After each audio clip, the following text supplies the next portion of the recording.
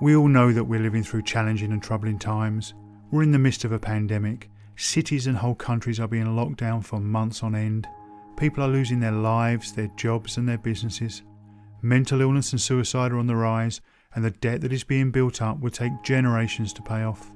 Censorship and polarisation seem to be the new norm, with nuanced debate and mutual respect giving way to a pro versus anti, with us or against us mentality that has a chilling and deeply divisive effect on our previously open and tolerant societies. But far more disturbing than any of these troubling things is that we stand on the brink of a civilisational change that is so far-reaching in its consequences and so profound in its implications that few are able to discern the imminence of the danger or to fully comprehend the Rubicon that we are about to cross and the dystopian world that awaits us on the other side. How is this fundamental change being ushered into being, you ask? Through sleight of hand, through misdirection, and through the introduction of the seemingly benign vaccine passport. Such a claim seems extraordinary, and you would be right to be sceptical. But please allow me to explain. Most of us living in democratic societies today have been born into freedom. We've simply never known anything different.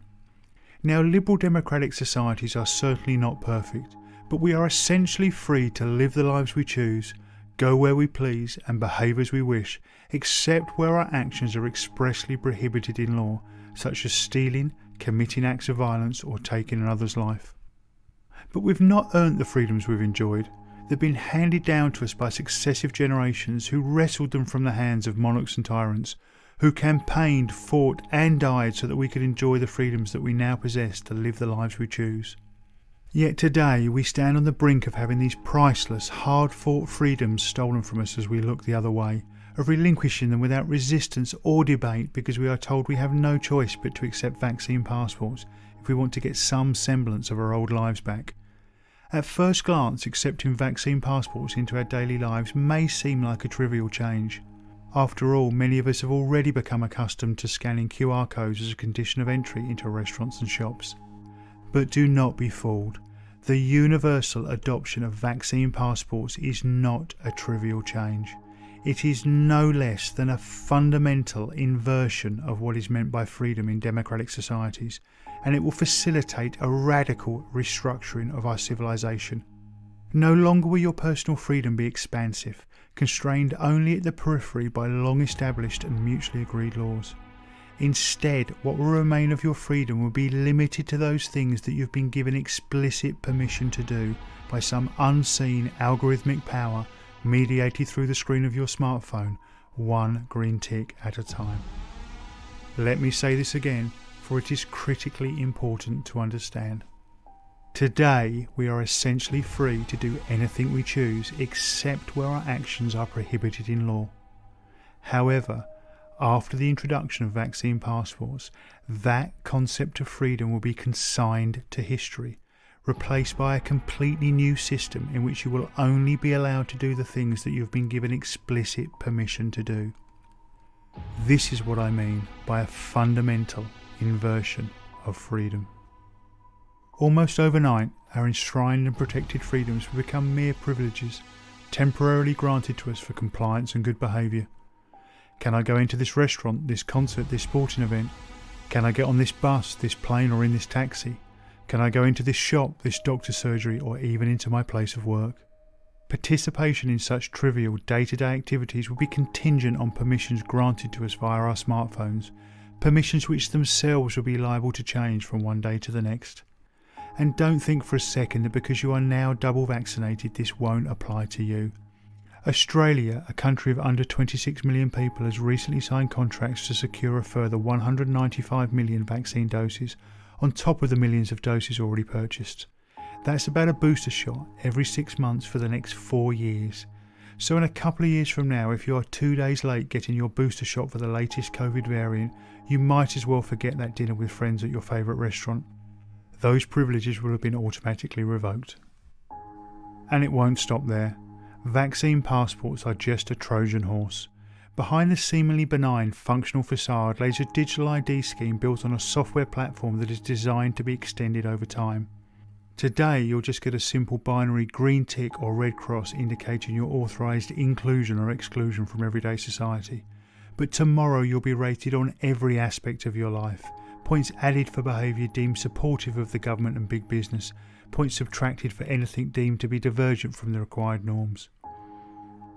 So how many times did you inadvertently break the 1.5 metre social distancing rule today?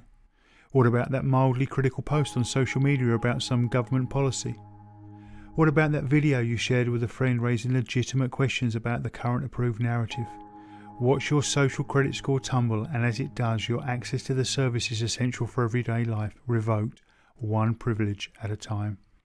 This sounds extreme, but the social credit system is already a reality in China, where people can't even board a train if their score falls below a certain threshold.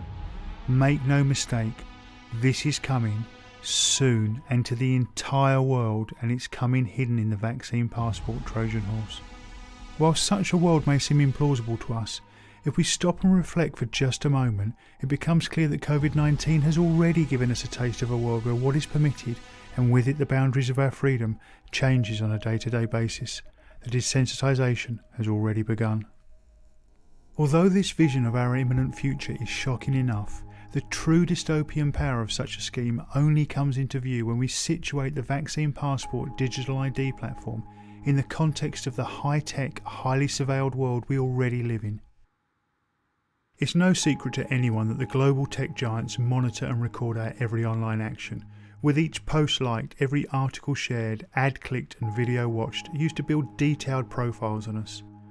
These big data generated psychographic profiles are not only used to determine what products we may want to buy, but also, more chillingly, to infer our political preferences, our opinions, attitudes and beliefs, and even our innermost drives and fears.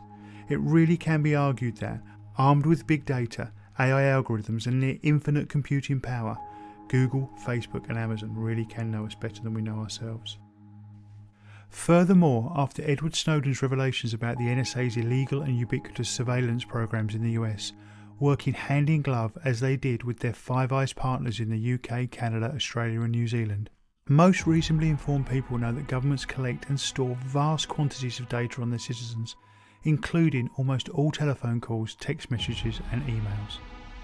Every aspect of our lives today is monitored, scrutinised and profiled as part of the national security apparatus of the state or the for-profit apparatus of big business.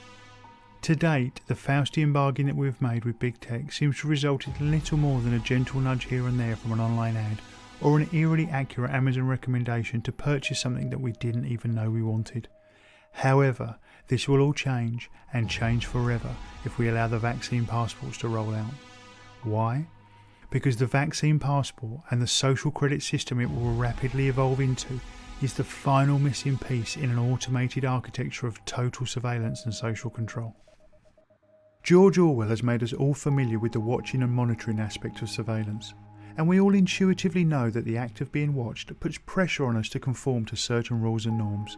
Think speed cameras on the roads and CCTV cameras in shops and town centres. But there is another aspect of surveillance that, apart from the occasional speeding fine, few of us have experienced, and that is the disciplinary aspect of surveillance, the punishment for non-compliance that's received at the sharp end of the surveillance architecture. Until now, that piece of the puzzle has been missing, but with the advent of vaccine passports, the mechanism to automatically discipline those who do not submit to prescribed norms and mandated rules will be carried in everyone's pocket every moment of every day. There is a term that's used in the academic discussions on surveillance known as turnkey totalitarianism. This is the idea that the surveillance infrastructure for a totalitarian system has been constructed around us, but it has not yet been switched on. The machine is ready, but the key has not yet been turned. Vaccine passports are the last part of that infrastructure, the last cog in the machine. They are the disciplinary sharp end of the totalitarian system of surveillance and control. Once we allow this final, critical part of the infrastructure to be slotted into place, once we accept it as just a normal part of daily life, the key will be turned, the Rubicon will be crossed, and there will be no going back. There will be no space for dissent, no opportunity for debate, and no room for deviance from prescribed norms and mandated behaviours. And as the crucially important space for debate, difference and non-conformity disappears, so too will the possibility of ordinary human beings collectively steering the direction we want our societies to go in. The machine will be on, eternally and automatically watching, profiling and scoring, guiding our behaviours and, when necessary, punishing. We will be forever at the mercy of our masters, those with the key to the machine, those who keep score, and those who set the rules, those who decide if we are deserving of a green tick or a red cross, those who decide whether we can be included in society or pushed to the precarious margins of existence. If we allow this to happen, it will be, as Aldous Huxley termed it, the final revolution. There will be no coming back from it. Freedom, as we have known it all our lives and for generations before us, will be extinguished forever for all but the privileged few at the pinnacle of the pyramid. In time, maybe in a generation or two, we will be so conditioned by the continuous gaze of surveillance and the rewards and punishments that it will automatically issue, that we'll simply police ourselves, self-monitored, self-censored and submissive. The freedom we enjoy today, even the very idea of freedom as we conceive it now, will become all but unthinkable to our children and all the generations that follow. It is said that totalitarianism is, first and foremost, the extreme focusing of surveillance devoted to securing political ends. Under the cover of COVID-19, without debate, discussion or informed consent, we're about to let a new totalitarian world of total surveillance, control and compliance be ushered in, welcomed by many in the name of doing their part in the battle against the virus. It is tempting to think that those of us living today in our high-tech, media-saturated world are far too informed and far too smart to have such a trick played on us. Yes, people may have fallen under the spell of fascism and totalitarianism in the past, but we are simply far too sophisticated to fall into such a trap. But is that really true? Are you sure? Look around you. Look at the censorship. Look at how little deviance there is from the approved narrative on the mainstream media. Look at how fear is being used to corral and control us. Look at how we are becoming divided around the ideas of masks, vaccines and lockdowns. Look at the in-group, out-group mentality that's beginning to form. Look at how far we've come in less than 2 short years. When the scales are peeled from your eyes, the propaganda and control become all too clear. The destination laid bare for those willing to see. Given the gravity of what I'm suggesting, I ask you now to pause for a moment and consider this. For centuries, perhaps millennia, the torch of freedom has been passed from generation to generation, often paid for with blood, the flames of that torch fanned by the hands it passed through. Those of us alive today who are fortunate enough to live in democratic societies now hold that torch. Now imagine yourself looking into the eyes of your parents, your grandparents and all the generations before them stretching back through time. Look at all those who gave their lives so that we might live free, who fought, who campaigned, who protested, who faced down despots so that individual liberty could be secured for them and for their descendants. Are you willing to look them in the eyes and tell them that you let the torch go out forever because of a virus? That you let the flame die because you were too fearful, too apathetic, too trusting or too easily manipulated to stand firm, stand tall and keep the flame alive? Now imagine yourself looking forward in time and bring to mind all your descendants, your children and your grandchildren, be they living or yet to come, and all those generations that will follow us. Look them in the eyes and tell them that the gift of freedom was handed down to us, but we allowed it to be taken from us and hence from them because we didn't see the sleight of hand trick that was being played, or if we did nothing to stop it. Can you feel the weight of responsibility that rests upon your shoulders now? Will you be able to live with the shame of knowing that you were one of those who stood idle, locked down, cowered in your home as the precious gift of freedom through sleight of hand, manipulation and misdirection was stolen from you and from all future generations to come? It should not matter where we find ourselves on the political spectrum, what our views are on masks, vaccines and lockdowns, whether we are rich or poor, or even if we are in the police or the military.